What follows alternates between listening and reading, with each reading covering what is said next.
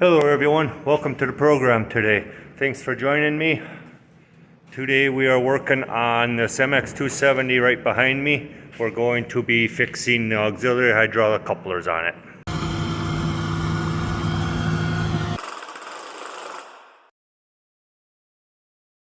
So the issue at hand today on the back of the tractor, get around the quick hitch here. Number 1 and 2 auxiliary remote couplers. Their coupler body inside is occasionally not allowing the oil to bypass, or I shouldn't say bypass, it's not allowing the oil to go back into the tractor, and it'll deadhead the hydraulics on whatever implement we've got hooked behind here. What I gotta do to address this problem is I gotta take this green monstrosity off of here. A couple bolts on the back side, underneath someplace, I don't remember, we'll get to it. I gotta take them off, disconnect oil lines back here, 5 of them to take off, and a couple bolts. This will come off, and those 2 coupler bodies will come right out, and then we're gonna tear them apart and replace the guts inside and put them back on.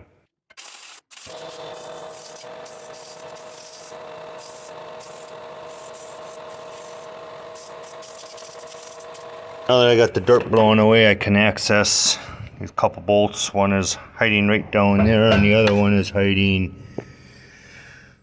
where that ground wire is going. If I can get it at the right angle, there we go. Kind of right past the wire harness.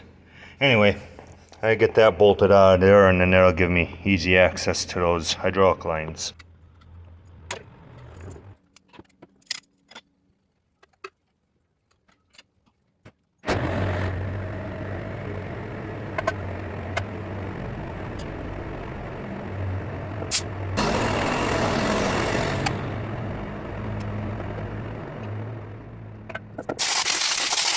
That opens up the work area quite a bit more.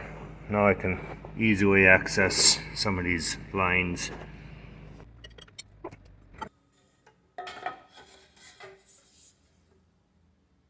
Hey, there we go. Hydraulic fittings are always fun.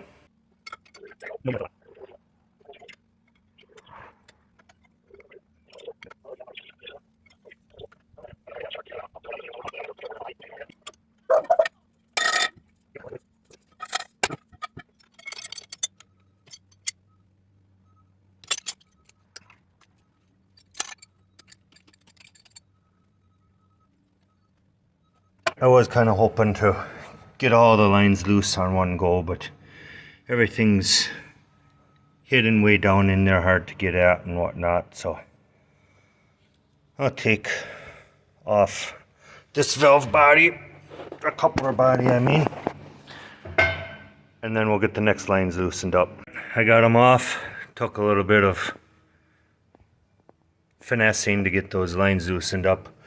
Whoever put them on last spring tightened them up a little excessive. Talking about myself, I actually had these coupler bodies off last spring because in spring here,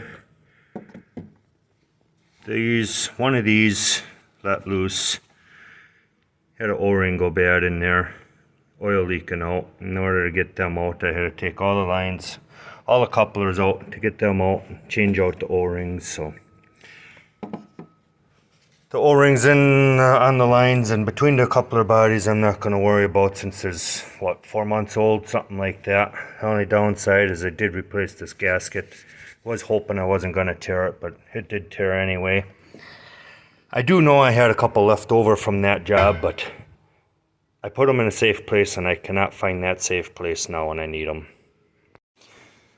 I'm going to give that gasket a little bit of time to show its face. Maybe I'll run across to here. If not, I'll just have to get a new one ordered. But in the meantime, I'm going to get them 3 bolts out. It should expose the front of the coupler.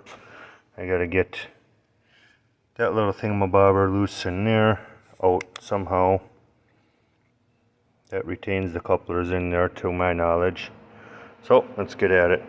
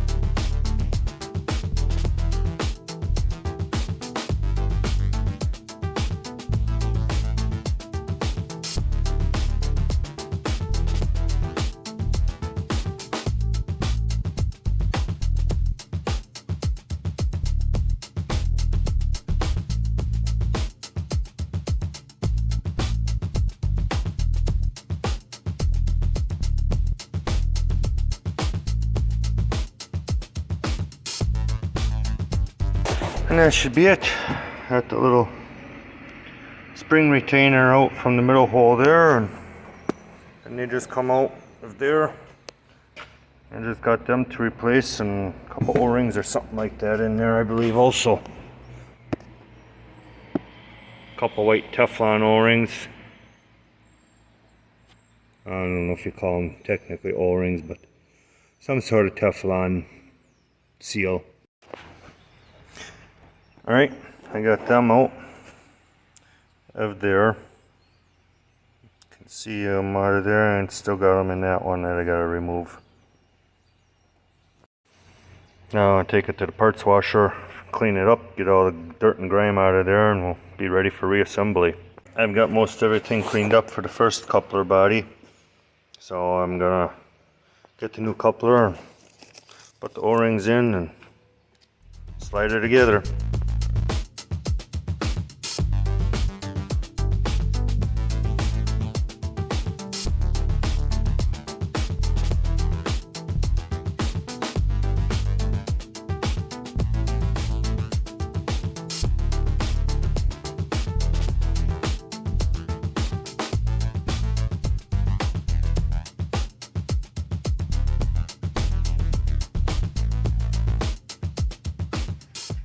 I wanted to hold the camera while I showed you in there, but I just couldn't quite hold the camera and finger around in the hole with two hands at the same time to get that all in there.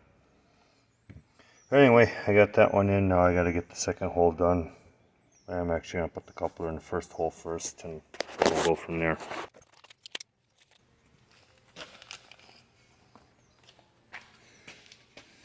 Now in here you got this little ring that flaps around pretty loose. I want to make sure that don't fall off, otherwise you're going to drop all your balls. And that's going to be kind of like playing 52 pickup. Before I slide that in, I should lube it up a little bit just so it slides past them seals we just put in.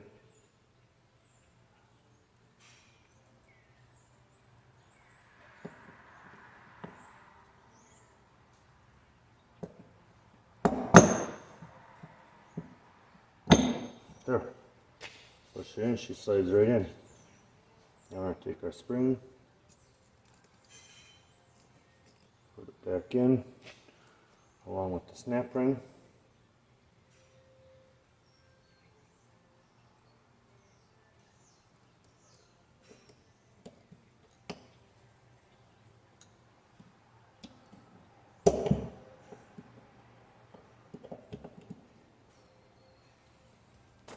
And that's how it's going to look. Let's do the second.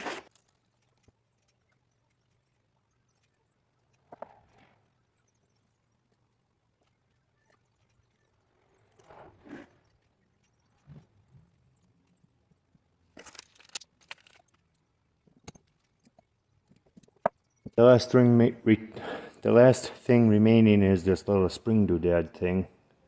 Kind of an interesting little thing, but that's for retaining the couplers inside the coupler body. So I'm going to fish that back down in, and we should be good to go.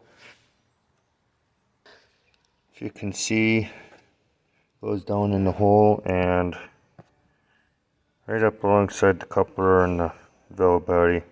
So I'll go in, push around, and the other side's got to go in the same way.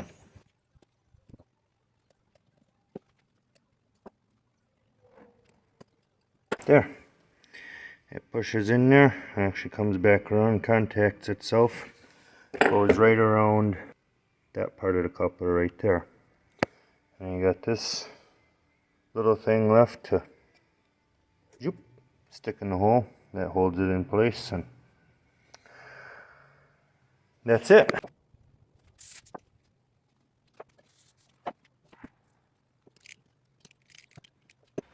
Alright, should be complete. Now we're going to work on the second one.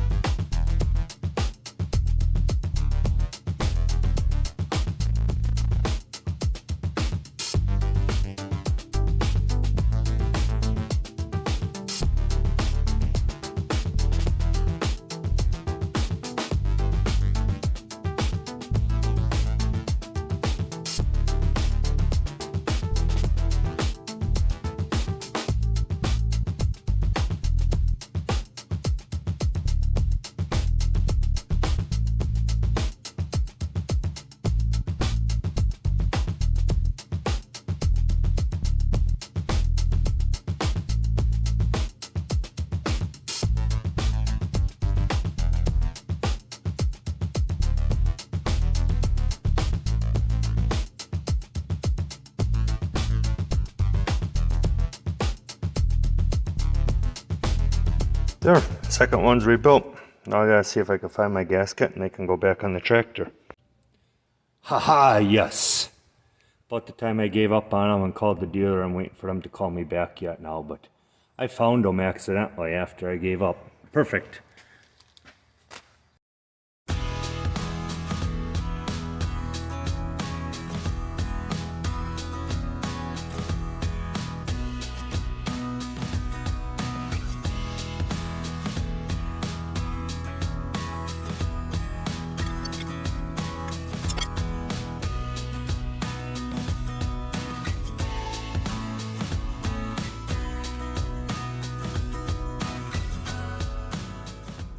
There, it's on.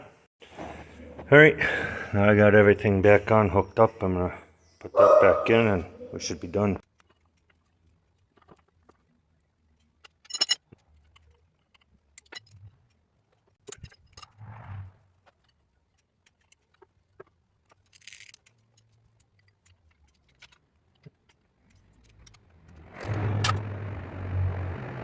Got everything put back together.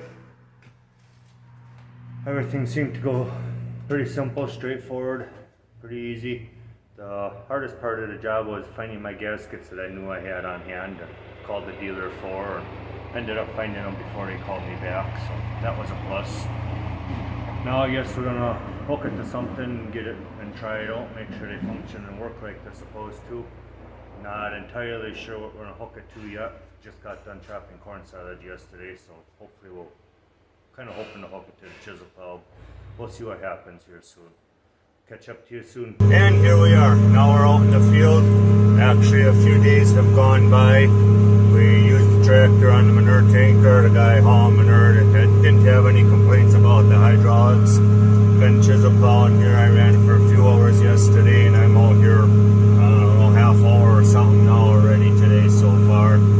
Everything seems to be going good and functioning the way it's supposed to. Oh yeah, also I apologize. This tractor does have one heck of a drone to it, so I'm hoping you can hear me alright. Making sure everything's going the way it should be. But everything seems to be rolling along really nice and going good out here. It's actually pretty dry out here this fall. We are day 5 into October, and it's day 5 of 80 degrees in October here in Wisconsin. That is very, very rare.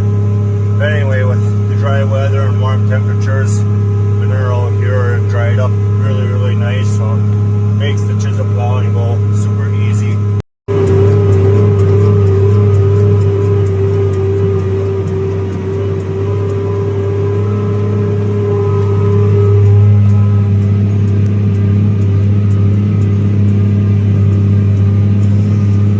Tractor actually gets a little light for this chisel plow, but add a little more ballast to it. We did some last fall, but still needs a little more. It likes to power hop fairly easy on this chisel plow. The chisel plow I am pulling is a 11th shank Coulter chisel, Case IH 6700. We bought this last fall actually. Second fall on it for us. Did some work with it in the shop last fall and got everything fixed up on it and going good for me. Had to turn around. Pulling the chisel plow at about a depth of 7 to 8 inches.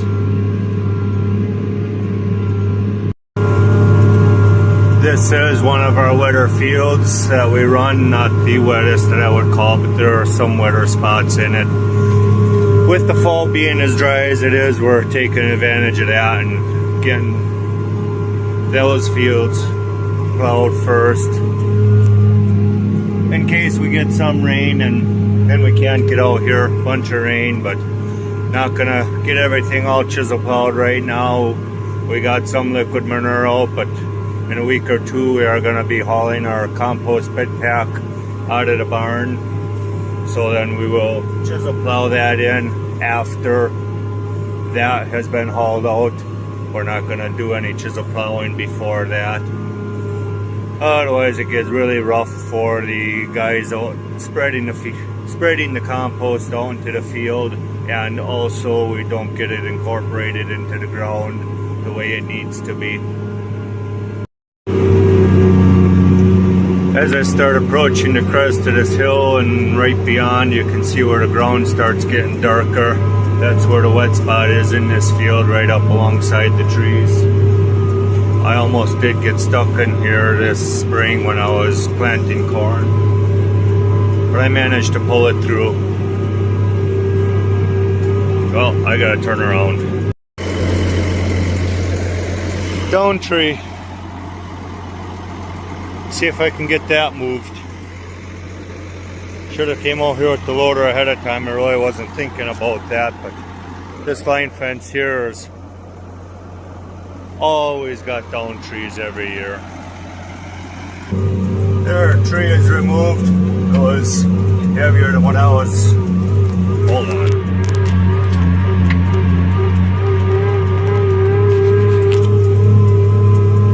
Relax the power hop a little bit. There. Like I was saying, I had to go back to the farm, get the loader to remove that tree. Wasn't going to do it by hand. It was a lot taller than I originally anticipated when I went out there to see if I could do it by hand. Sometimes I get lucky, but definitely not with this one. But got the loader, got it pushed to the side, and came back out here to finish up the field. I don't have a whole lot left to go anymore, so hydraulics have been working good all along. Everything's goes up and down the way it's supposed to. Lets the oil back in like it should again. So far no intermittent issues anyway. Hopefully it keeps going that way. Thanks for watching. We'll see you next time. Bonus material. When I got done pushing the tree in the field I was chisel plowing, I came right over here and ran down this fence line with the loader right away to make sure everything was clear. Hour later, after I finished that field, I come here to chisel plow and this is laying here. Fun.